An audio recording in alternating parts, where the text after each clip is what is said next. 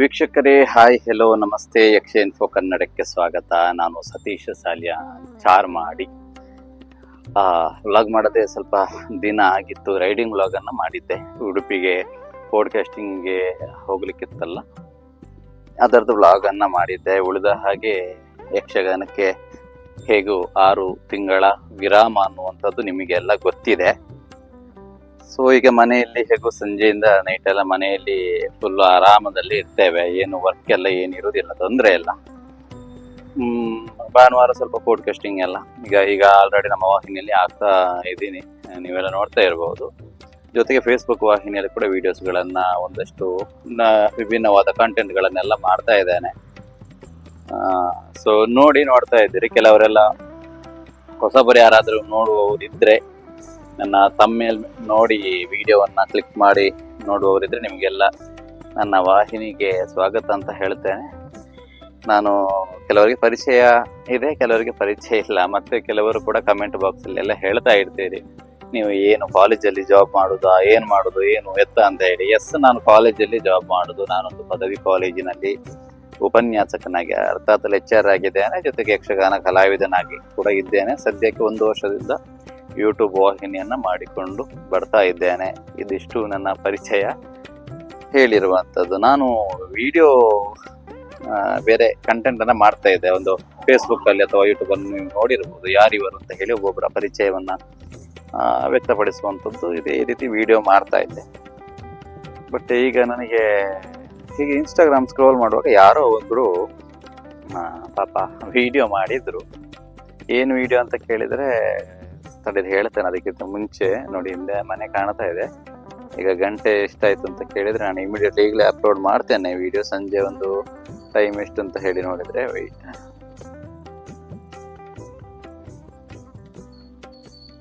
6:15 ಏನೋ ಆಯಿತು. ಎಸ್, 6 ಅಲ್ಲ, ಈಗ 6:45, 7 o'clock ಆಯಿತು. 6:56 ಆಯಿತು, 7 ಗಂಟೆ ಆಯಿತು. ನೋಡಿ ನಮ್ಮ ವೆದರ್ ಹೇಗಿದೆ ಅಂತ ಹೇಳಿ ನೋಡೋದಾದ್ರೆ, ಜಸ್ಟ್ ಇದು ವೆದರ್, ಈ ರೀತಿಯ ವೆದರ್ ಕಾಣ್ತಾ ಇದೆ. ರೋಡ್ ಸೈಡ್ ನಮ್ಮ ಮನೆ, ರೋಡ್ ಪಕ್ಕನೆ ನಮ್ಮ ಮನೆ ಅನ್ನುವಂಥದ್ದಿದೆ. ಇದು ಇಲ್ಲಿ ಇರುವಂಥದ್ದು.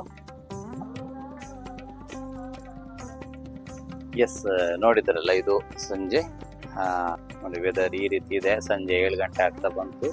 6:30, 7 ಗಂಟೆ ನಮ್ಮ ಚಾರ್ಮಾಡಿ ಹತ್ರ ರೋಡ್ ಸೈಡ್ ಉಜಿರೆಯಿಂದ ಮುಂದೆ ಬಂದರೆ ನಿಮ್ಗೆ ಗೊತ್ತಾಗುತ್ತೆ. ನೀವು ವ್ಲಾಗಲ್ಲಿ ನೋಡಿದ್ದೀರಿ.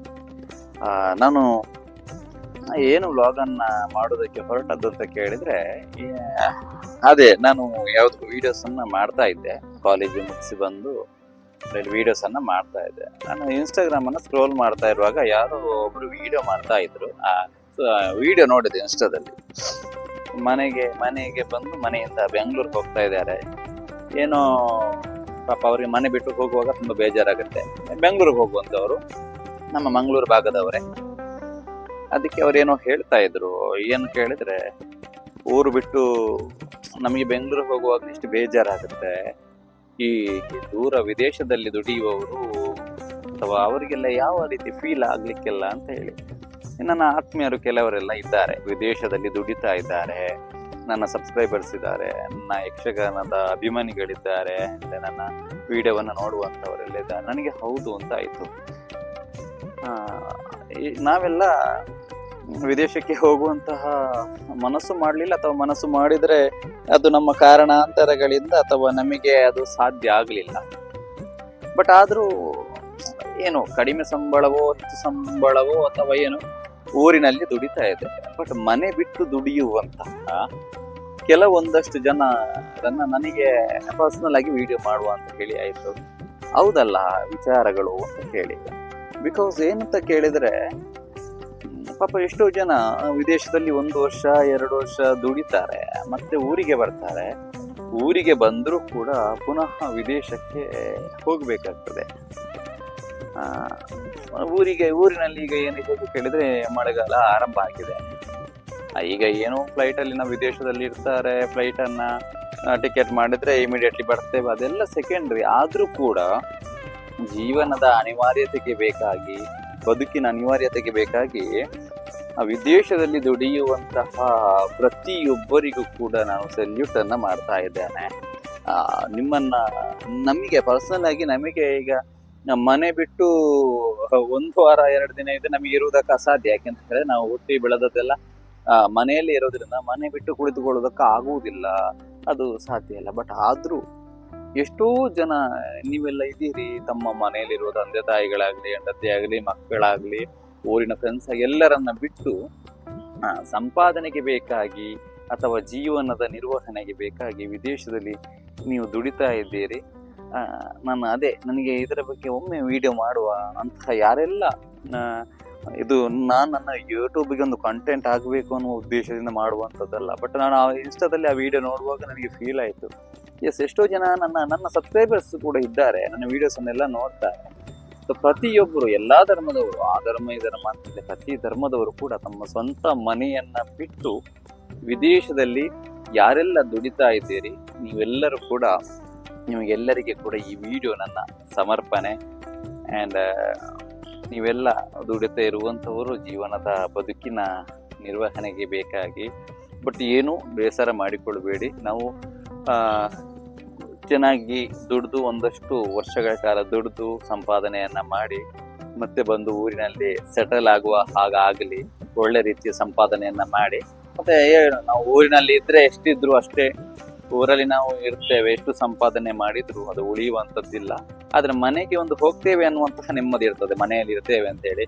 ಬಟ್ ನೀವು ವಿದೇಶದಲ್ಲಿ ದುಡಿತಾ ಇದ್ರೆ ಇಲ್ಲಿಗಿಂತ ಸ್ವಲ್ಪ ಆದ್ರೂ ಹೆಚ್ಚು ಸಂಬಳಕ್ಕೆ ದುಡಿತಾ ಇರ್ತೀರಿ, ಖರ್ಚು ವೆಚ್ಚಗಳಿರ್ಬಹುದು. ಆದ್ರೂ ಆ ರೀತಿ ಪಾಸಿಟಿವ್ ಥಿಂಕಿಂಗ್ ಅನ್ನ ಮಾಡಿಕೊಂಡು ಏನು ಬೇಸರ ಮಾಡಿಕೊಳ್ಳದೆ ವಿದೇಶದಲ್ಲಿ ಚೆನ್ನಾಗಿ ದುಡಿದು ಸಂಪಾದನೆಯನ್ನ ಮಾಡಿ ಮತ್ತೆ ಊರಿಗೆ ಬನ್ನಿ. ಆ ರೀತಿ ದುಡಿಯುವಂತ ನಿಮ್ಮ ಮನಸ್ಸಲ್ಲಿ ನೋವಿರ್ಬೋದು, ಊರಿನವರು ಎಲ್ಲ ಎಂಜಾಯ್ ಮಾಡ್ತಾ ಇದ್ದಾರೆ, ಊರಲ್ಲಿದ್ದಾರೆ.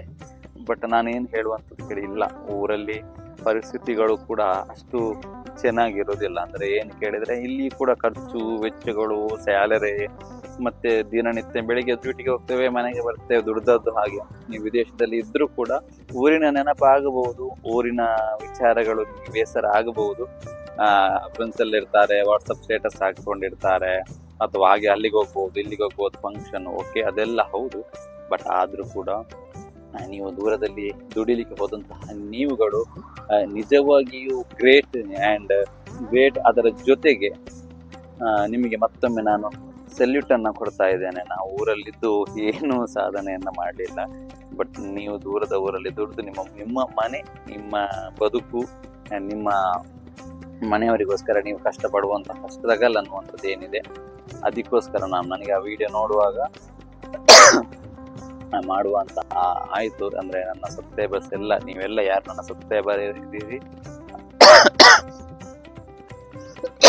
ಯಾರು ನನ್ನ ಸಬ್ಸ್ಕ್ರೈಬರ್ ಇದ್ದೀರಿ ಅಥವಾ ವಿದೇಶದಲ್ಲಿರುವಂತಹ ಯಾರೆಲ್ಲ ವಿಡಿಯೋ ನೋಡ್ತಾ ಇದ್ದೀರಿ, ನೀವು ಪ್ರತಿಯೊಬ್ಬರು ಮನೆ ಬಿಟ್ಟು ವಿದೇಶದಲ್ಲಿ ದುಡಿಯುವಂತಹ ನೀವುಗಳೆಲ್ಲ ಕೂಡ ನಿಜವಾಗಿಯೂ ಗ್ರೇಟ್ ಅಂತ ಹೇಳ್ತಾ, ಯಾರೆಲ್ಲ ಊರಿಗೆ ಬರುವುದಕ್ಕೆ ಪ್ಲಾನ್ ಮಾಡ್ತಾ ಇದ್ದೀರಿ ಅಥವಾ ಊರಿನಿಂದ ಹೋಗಿ ಯಾರೆಲ್ಲ ದುಡಿತಾ ಇದ್ದೀರಿ, ಯಾರೆಲ್ಲ ನನ್ನ ವಿಡಿಯೋವನ್ನು ನೋಡ್ತಾ ಇದ್ದೀರಿ, ದಯವಿಟ್ಟು ಕಮೆಂಟ್ ಅನ್ನ ಹಾಕಿ ಚೆನ್ನಾಗಿರಿ, ಚೆನ್ನಾಗಿ ದುಡೀರಿ, ಒಳ್ಳೆಯ ಸಂಪಾದನೆಯನ್ನ ಮಾಡಿ ಅಂತ ಹೇಳ್ತಾ ಮತ್ತೊಮ್ಮೆ ಮನೆಯನ್ನ ಬಿಟ್ಟು ವಿದೇಶದಲ್ಲಿ ದುಡಿಯುವಂತಹ ಪ್ರತಿಯೊಬ್ಬರಿಗೂ ಕೂಡ ಸಲ್ಯೂಟ್ ಅನ್ನ ಮಾಡ್ತಾ ಇದ್ದೇನೆ. ನಾನು ನಿಮ್ಮ ಸತೀಶ್ ಸಾಲಿಯಾನ್ ಚಾರ್ಮಾಡಿ. ಮುಂದಿನ ಬ್ಲಾಗ್ ಅಲ್ಲಿ ಸಿಗುವ. Take care, love you, bye.